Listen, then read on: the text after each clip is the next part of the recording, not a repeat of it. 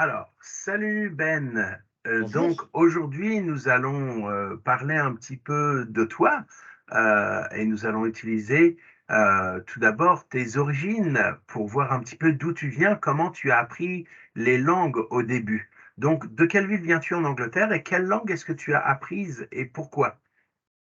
Ok, bah, je viens de Wolverhampton. C'est une ville qui est pas très loin de Birmingham.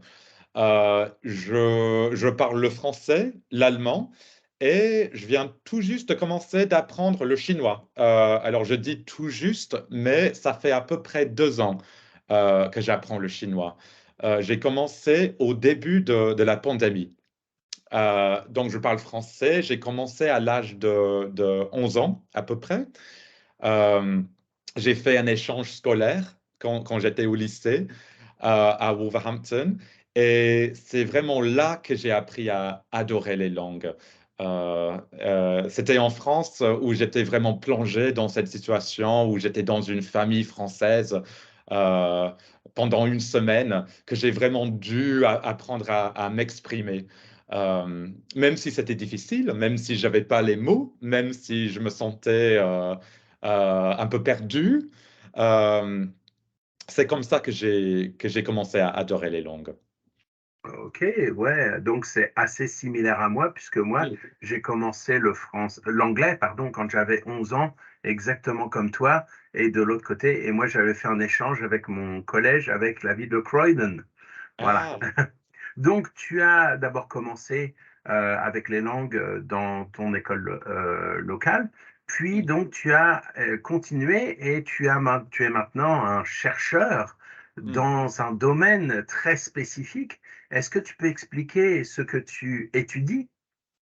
Oui, alors je fais des recherches sur les dialogues entre la philosophie contemporaine française et les sciences, comme la médecine, par exemple.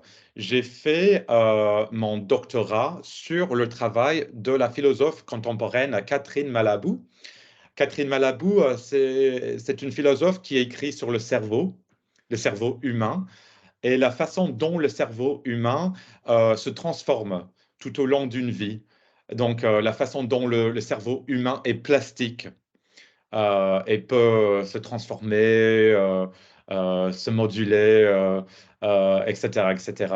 Et donc, elle a écrit un livre qui s'appelle Que faire de notre cerveau? Donc, c'est une question qu'elle pose très explicitement. Comment utiliser ce cerveau? Comment utiliser cette idée que nos cerveaux sont plastiques pour le bien? Comment nous transformer pour transformer le monde? Comment utiliser nos cerveaux pour la liberté et non pas pour autre chose, par exemple. Et puis D'accord. après ça c'était mon PhD et maintenant je travaille sur un autre projet sur l'hôpital. Et donc je pose la question, comment la philosophie contemporaine peut-elle nous aider à repenser l'hôpital ou à transformer l'hôpital? Euh, oui, voilà, D'accord, voilà ce que je fais. d'accord. Très bien, très précis. Est-ce que la Covid a modifié un petit peu ton travail ou est-ce qu'au contraire, ça t'a donné une nouvelle branche de recherche? Oui, alors j'ai commencé ce travail sur Catherine Malabou et le cerveau en 2014, non, en 2015, donc bien avant la pandémie. Donc déjà, j'avais toutes ces questions euh, en tête sur le cerveau, sur les dialogues entre la philosophie et les sciences. Mais c'est vrai, et c'est super intéressant en fait, cette question que tu me poses, parce que je n'avais pas pensé à ça avant, mais je pense que la pandémie a un peu changé mes recherches. Ça m'a montré très clairement qu'il fallait repenser nos relations avec la santé publique et repenser l'accès que nous avons à l'hôpital aussi. Est-ce que l'hôpital reste un lieu important pour la santé aujourd'hui? Est-ce qu'on devrait changer nos hôpitaux? Est-ce qu'on devrait réapprendre à utiliser nos hôpitaux? Donc, vraiment, la pandémie a inspiré beaucoup de questions, en fait, qui m'ont poussé vers ce nouveau projet. D'accord, donc de nombreux projets par rapport à la philosophie et les langues. Est-ce qu'il y a d'autres domaines où l'utilisation des langues est, selon toi, essentielle? Par exemple, si on parle du domaine interculturel ou du domaine familial, la communication entre les personnes. On imagine les familles reconstituées, par exemple, avec des personnes de différentes nationalités. Quelle est pour toi au quotidien, la valeur des langues? Hmm.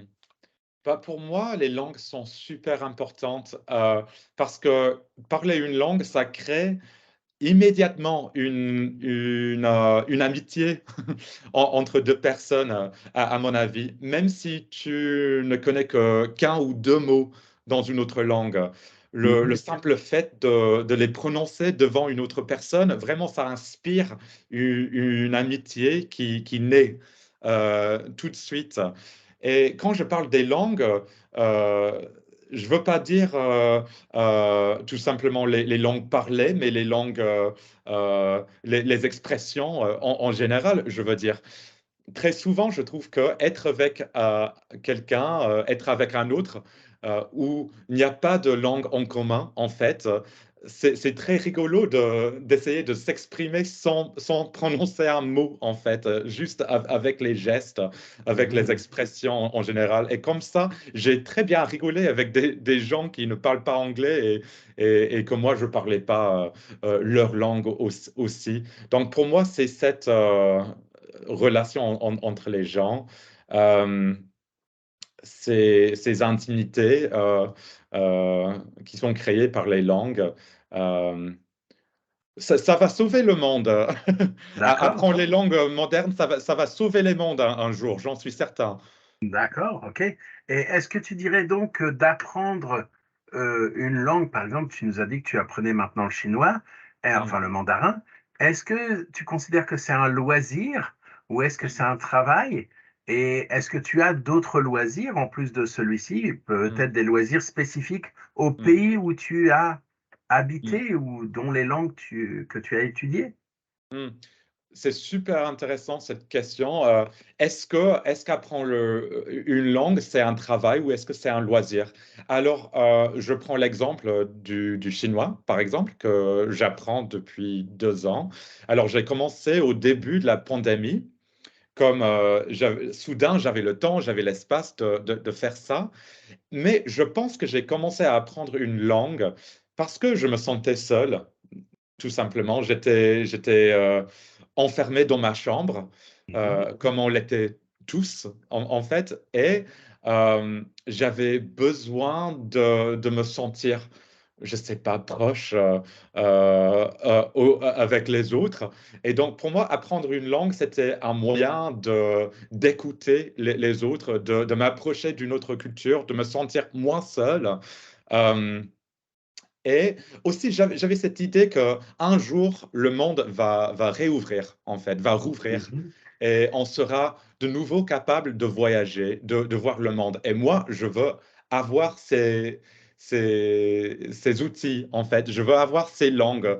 Je veux être armé de mes langues pour pouvoir aller au monde et rencontrer les gens et recommencer ma vie comme ça. Donc, pour moi, c'était pas un travail. Si, en fait, c'est un travail apprendre une langue quand même. Il faut apprendre à conjuguer des verbes, il faut répéter les mots, il faut faire du travail comme ça. Ça fait bien sûr partie d'apprendre une langue. Mais en même temps, c'était un loisir. C'est quelque chose que j'adore faire. Euh, Tu m'as posé la question aussi si j'ai d'autres loisirs aussi. J'aime beaucoup courir et moi, j'apprends les langues en courant souvent. Moi, j'utilise soit Duolingo, soit d'autres applis sur mon portable. Et moi, j'adore écouter des autres langues pendant que je cours ou pendant que je fais du sport dans la salle, dans le centre de sport. Euh, le centre sportif. Euh, mais bon, j'espère que j'ai un peu répondu à tes Ouais. questions. J'ai un peu perdu le fil, mais bon. Non, non, non, non, c'est parfait. C'est parfait. Et je te remercie vraiment d'avoir fait cette vidéo avec nous. Euh, et je te souhaite encore la bienvenue dans dans le département des langues ici à Lancaster. Au Super, revoir. bah, merci beaucoup Cyril. Je suis super content d'être là et au revoir, à bientôt. Salut.